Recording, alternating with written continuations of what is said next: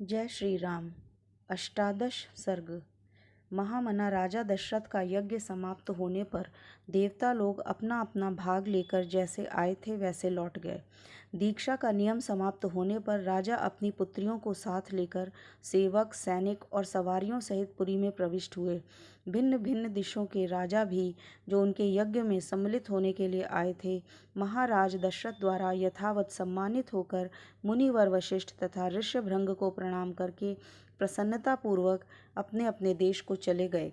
अयोध्यापुरी से अपने घर को जाते हुए उन श्रीमान नरेशों के शुभ्र सैनिक अत्यंत हर्षमग्न होने के कारण बड़ी शोभा पा रहे थे। उन राजाओं के विदा हो जाने पर श्रीमान महाराज दशरथ ने श्रेष्ठ ब्राह्मणों को आगे करके अपनी पुरी में प्रवेश किया। राजा द्वारा अत्यंत सम्मानित होकर ऋष्यशृंग मुनि भी शांता के साथ अपने स्थान को चले गए। उस समय सेवकों सहित बुद्धिमान महाराज दशरथ कुछ दूर तक उनके पीछे पीछे उन्हें पहुंचाने गए थे। इस प्रकार उन सब अतिथियों को विदा करके सफल मनोरथ हुए राजा दशरथ पुत्रोत्पत्ति की प्रतीक्षा करते हुए वहां बड़े सुख से रहने लगे। यज्ञ समाप्ति के पश्चात जब 6 ऋतुएं बीत गईं, तब 12वें मास के चैत्र में शुक्ल पक्ष की नवमी तिथि को पुनर्वसु नक्षत्र एवं कर्क लग्न में कौशल्या देवी ने दिव्य लक्षणों से युक्त सर्वलोक वंदित जगदीश्वर श्री राम को जन्म दिया। उस समय सूर्य, मंगल, शनि, गुरु और शुक्र ये 5 ग्रह अपने अपने उच्च स्थानों में विद्यमान थे तथा लग्न में चंद्रमा के साथ बृहस्पति विद्यमान थे। वे विष्णु स्वरूप हविष्य या खीर के आधे भाग से प्रकट हुए थे। कौशल्या के महाभाग पुत्र श्री राम इक्ष्वाकु कुल का आनंद बढ़ाने वाले थे। उनके नेत्रों में कुछ कुछ लालिमा थी। उनके होंठ लाल, भुजाएं बड़ी बड़ी और स्वर दुंदुभि के समान गंभीर था। उस अमित तेजस्वी पुत्र से महारानी कौशल्या की बड़ी शोभा हुई, ठीक उसी तरह जैसे सूर्यश्रेष्ठ वज्रपाणी इंद्र से देवमाता अदिति सुशोभित हुई थी। तदंतर कैकेयी से सत्य पराक्रमी भरत का जन्म हुआ, जो साक्षात भगवान विष्णु के स्वरूपभूत पायस खीर के चतुर्थांश से भी न्यून भाग से प्रकट हुए थे। ये समस्त सद्गुणों से संपन्न थे। इसके बाद रानी सुमित्रा ने लक्ष्मण और शत्रुघ्न इन 2 पुत्रों को जन्म दिया। ये दोनों वीर साक्षात भगवान विष्णु के अर्धभाग से संपन्न और सब प्रकार से अस्त्रों की विद्या में कुशल थे।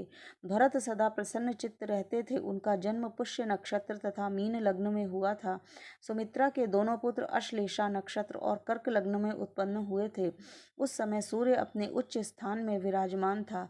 राजा दशरथ ये चारों महामनस्वी पुत्र पृथक पृथक गुणों से संपन्न और सुंदर थे। भाद्रपदा नामक 4 तारों के समान कांतिमान थे। इनके जन्म के समय गंधर्वों ने मधुर गीत गाए, अप्सराओं ने नृत्य किया, देवताओं की दुंदुभियां बजने लगीं तथा आकाश से फूलों की वर्षा होने लगी।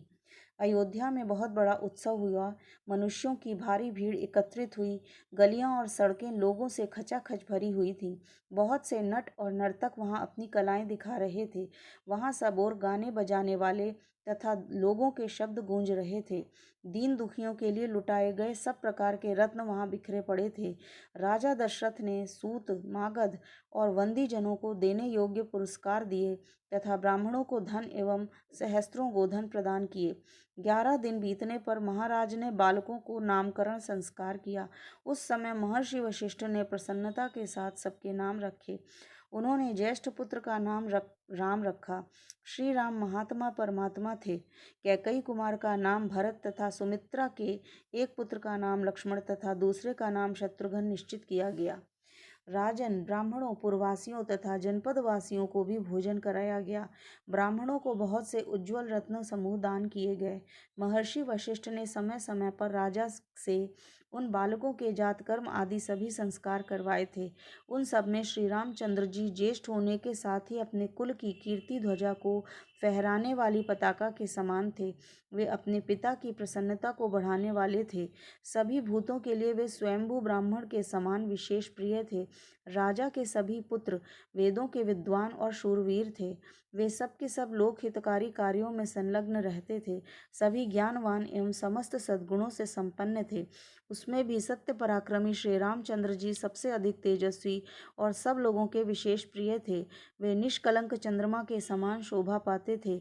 उनके हाथी के कंधे और घोड़ों की पीठ पर बैठने तथा रथ हाँकने की कला में भी सम्मानपूर्ण स्थान प्राप्त किया था।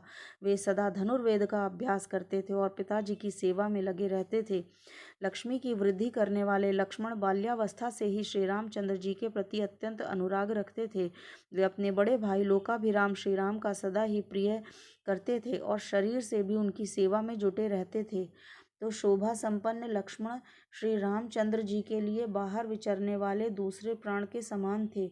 पुरुषोत्तम श्री राम को उसके बिना नींद नहीं आती थी। यदि उनके पास उत्तम भोजन लाया जाता तो श्री रामचंद्र जी उनमें से लक्ष्मण को दिए बिना नहीं खाते थे। जब श्री रामचंद्र जी घोड़े पर चढ़कर शिकार खेलने के लिए जाते तब उस समय लक्ष्मण धनुष लेकर उनके शरीर की रक्षा करते हुए पीछे पीछे जाते थे। इसी प्रकार लक्ष्मण के छोटे भाई शत्रुघ्न भरत को प्राणों से भी अधिक प्रिय थे और वे भी भरत जी को सदा प्राणों से अधिक प्रिय मानते थे। इन 4 महान भाग्यशाली प्रिय पुत्रों से राजा दशरथ को बड़ी प्रसन्नता होती थी, ठीक वैसे ही जैसे 4 देवताओं या दिक्पालों से ब्रह्मा जी को प्रसन्नता होती है। वे सब बालक समझदार हुए तब समस्त सद्गुणों से संपन्न हो गए। वे सभी लज्जाशील, यशस्वी, सर्वज्ञ और दूरदर्शी थे। ऐसे प्रभावशाली और अत्यंत तेजस्वी उन सभी पुत्रों की प्राप्ति से राजा दशरथ लोकेश्वर ब्रह्मा की भांति बहुत प्रसन्न थे। वे पुरुष सिंह राजकुमार प्रतिदिन वेदों के स्वाध्याय, पिता की सेवा तथा धनुर्वेद के अभ्यास से दत्तचित्त रहते थे। एक दिन धर्मात्मा राजा दशरथ पुरोहित बंधु बांधवों के साथ बैठकर पुत्रों के विचार कर रहे थे। मंत्रियों के बीच में विचार करते हुए उन महात्मा नरेश के यहाँ महातेजस्वी महामुनि विश्वामित्र पधारे। वे राजा से मिलना चाहते थे। उन्होंने द्वारपालों से कहा, तुम लोग शीघ्र जाकर महाराज को यह सूचना दो कि कुशिक वंशी गादीपुत्र विश्वामित्र आए हैं। उनकी यह बात सुनकर वे द्वारपाल दौड़े हुए राजा के दरबार में गए। वे सब विश्वामित्र के उस वाक्य से मन घबराए हुए थे। राजा के दरबार में पहुंचकर उन्होंने इक्ष्वाकु कुल नंदन अवधेश से कहा, महाराज, महर्षि विश्वामित्र पधारे हैं। उनकी वह बात और राजा सावधान हो गए। उन्होंने पुरोहित को साथ लेकर बड़े हर्ष के साथ उनकी अगवानी की, मानो देवराज इंद्र ब्रह्मा जी का स्वागत कर रहे हों। विश्वामित्र जी कठोर व्रत का पालन करने वाले तपस्वी थे। वे अपने तेज से प्रज्वलित हो रहे थे। उनका दर्शन महर्षि को अर्घ्य निवेदन किया। राजा का अर्घ्य शास्त्रीय विधि के अनुसार स्वीकार करके महर्षि ने उनसे कुशल मंगल पूछा। धर्मात्मा विश्वामित्र ने क्रमशः राजा के नगर, खजाना, राज्य, बंधु बांधव तथा मित्र वर्ग आदि का विषय में कुछ प्रश्न किया। राजा, आपके राज्य की सीमा के निकट रहने वाले शत्रु राजा आपके समक्ष नतमस्तक तो है ना? आपने उन पर विजय तो प्राप्त की है ना? आपके यज्ञ याज्ञ आदि देव कर्म तथा अतिथि सत्कार आदि मनुष्य कर्म तो अच्छी तरह संपन्न होते हैं ना? इस प्रकार महाभाग मुनिवर विश्वामित्र ने वशिष्ठ जी तथा अन्यान्य ऋषियों से मिलकर उन सबका यथावत कुशल समाचार पूछा। फिर वे सब लोग प्रसन्न चित्त होकर राजा के दरबार में गए और उनके द्वारा पूजित होकर यथा योग्य आसनों पर बैठे। तदंतर प्रसन्न चित्त परम उदार राजा दशरथ ने पुलकित होकर महामुनि विश्वामित्र की प्रशंसा करते हुए कहा, महामुने, जैसे किसी मरण धर्मा मनुष्य को अमृत की प्राप्ति हो जाए, निर्जल प्रदेश में पानी बरस जाए, किसी संतानहीन को अपने अनुरूप पत्नी के गर्भ से पुत्र प्राप्त हो जाए, खोई हुई निधि मिल जाए तथा किसी महान उत्सव से हर्ष का उदय हो, उसी प्रकार आपका यहाँ शुभागमन हुआ है, ऐसा मैं मानता हूँ। आपका स्वागत है। आपके मन में कौन सी उत्तम कामना है जिसको मैं हर्ष के साथ पूर्ण करूं? ब्राह्मण, आप मुझसे सब प्रकार की सेवा लेने योग्य उत्तम पात्र हैं। हे मानद, मेरा अहोभाग्य है जो आपके यहाँ तक पधारने का कष्ट उठाया। आज मेरा जन्म सफल और जीवन धन्य हो गया। मेरी बीती हुई रात सुंदर प्रभात दे गई, जिससे मैंने आज आप ब्राह्मण शिरोमणि का दर्शन किया। पूर्व काल में आप राजर्षि शब्द से उपलक्षित होते थे। फिर तपस्या से आपने अद्भुत प्रभा को प्रकाशित करके आपने ब्रह्मर्षि का पद पाया। अतः आप राजर्षि और ब्रह्मर्षि दोनों ही रूपों में मेरे पूजनीय हैं। आपका जो यहाँ मेरे समक्ष शुभागमन हुआ है वह परम पवित्र और अद्भुत है। प्रभु, आपके दर्शन से आज मेरा घर तीर्थ हो गया है।